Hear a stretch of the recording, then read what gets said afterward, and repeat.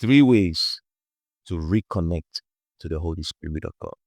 Have you offended the Holy Spirit? Have you disobeyed? Have you sinned? And ever since then, when you're in the place of prayer, everywhere is dry. It's like your heaven is made of brass. No interactions, no encounters, no experiences, no voice of God. Everything is just dormant and you're feeling bad about it. You have the right to feel bad, that the Lord has heard your cry as I will be giving you steps, easy steps, steps people ignore that will reconnect you to the Holy Spirit as fast as possible. Right? So stay with me throughout this video. Please help me like this video and also subscribe if you love spiritual contents like this. The Lord richly bless you. Thank you for liking. Thank you for subscribing. Let us get into the video, the reason why you're here. So,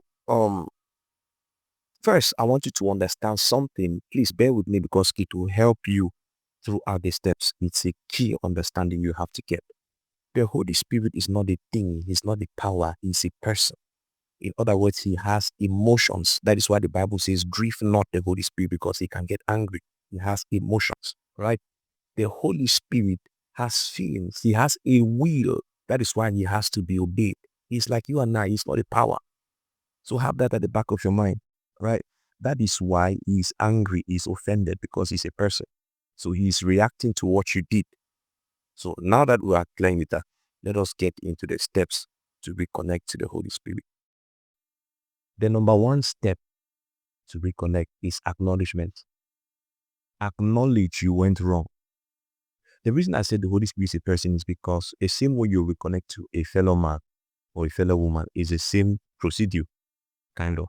So you have to acknowledge, put yourself in the Holy Spirit's shoes. Someone offended you. Rather than them amending their ways, they refuse to acknowledge. They always have excuses. They always have reasons. I fell because I didn't sleep well yesterday. I fell because somebody tempted me. No. Take responsibility. Acknowledge you went wrong. That is the first step to take in order to reconnect to the Holy Spirit. That tells the Holy Spirit you're sincere enough and you're acknowledging that his judgments are correct. All right? This is very important. The second step you have to take is outrightly apologize. Outrightly ask for forgiveness. Now, I know that your past, present, future sins, as some people say, are forgiven. I don't want to end that doctrine. But there is such a thing as apologizing with your mouth. It gives a sense of remorse. Imagine someone offends you. Rather than apologizing, they just come and start flowing with you. Say, hey bro, how you doing? Is everything okay? No, everything is not okay because you've not outrightly apologized. What that does is that it crushes your pride, because the number one reason why people don't apologize outright is because they're proud. They have a reputation to defend, right? So when you apologize outright into the Holy Spirit, it tells him that you have no reputation. You are willing to step into the mud just to reconnect with him. You're willing to start back afresh. These things speak volume in the spirit. So always apologize. Don't assume you're forgiven. I know you're forgiven, but apologize. I'm giving you simple steps now. That's why I'm letting bring these scriptures. The third thing you have to do after that is repentance. Repentance means changing of mind.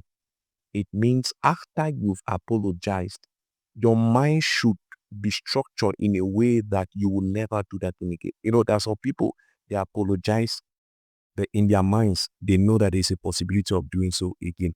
No, that is not repentance. And mind you, God is not a man. God sees hearts. So when you come to apologize to him, he already sees your future. He has seen how you do the same thing 10 times over.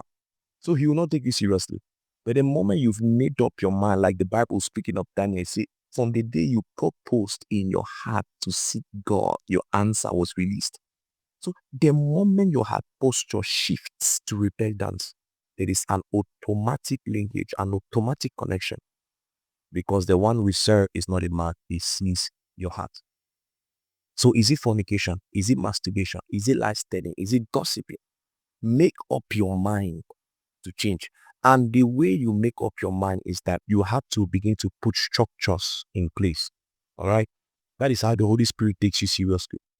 If you fornicate, if you watch pornography, sorry, and you say you've repented, what do? You shut down all pornography websites. In fact, take more drastic measures like shutting down on social media for 3 months.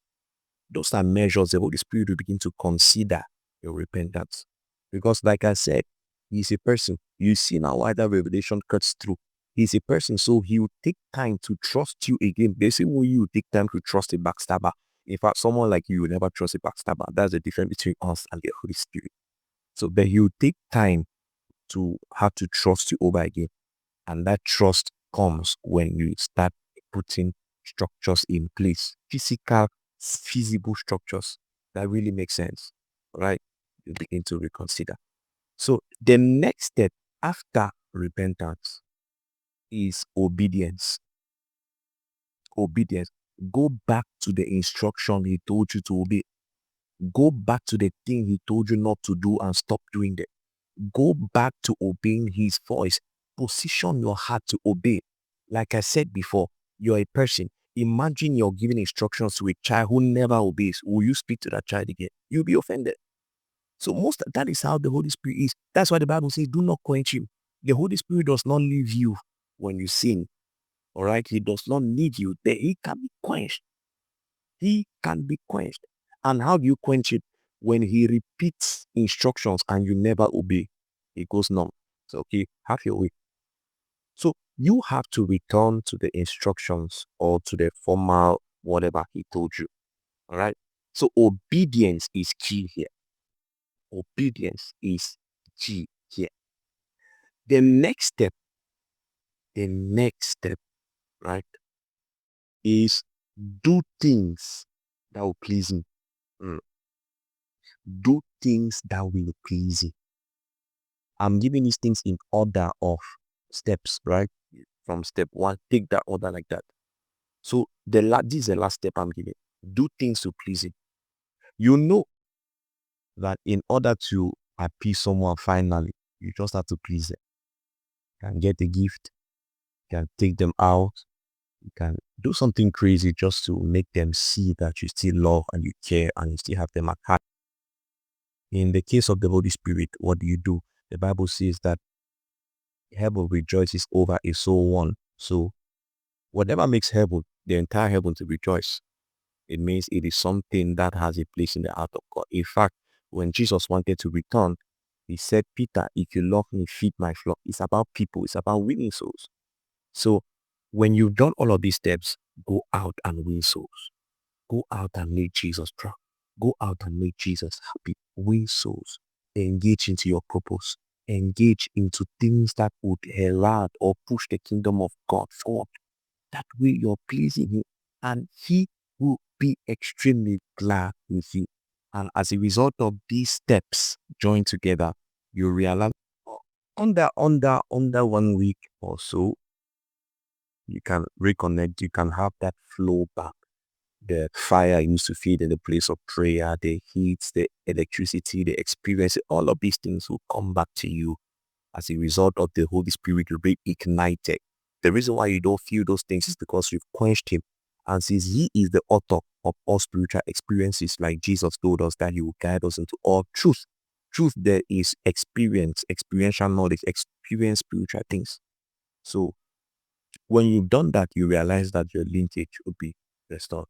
Please, if you've ever applied any of the steps or you've been here before and you did any of the steps and it brought you to limelight, ensure to share your experience through the comment section below, as men who want to learn. I will also want to learn from your experience. And in case you have another way you used to reconnect, also drop it down in the comment section below. Thank you very much for watching. Please don't forget to like, share, and subscribe if you want applicable spirituality like this one. The Lord bless you. We are Everyday Faith Unlocked. We simplify spiritual things to your day-to-day life. Jesus loves you. Take care of yourselves. God bless you in Jesus' name. Amen and amen.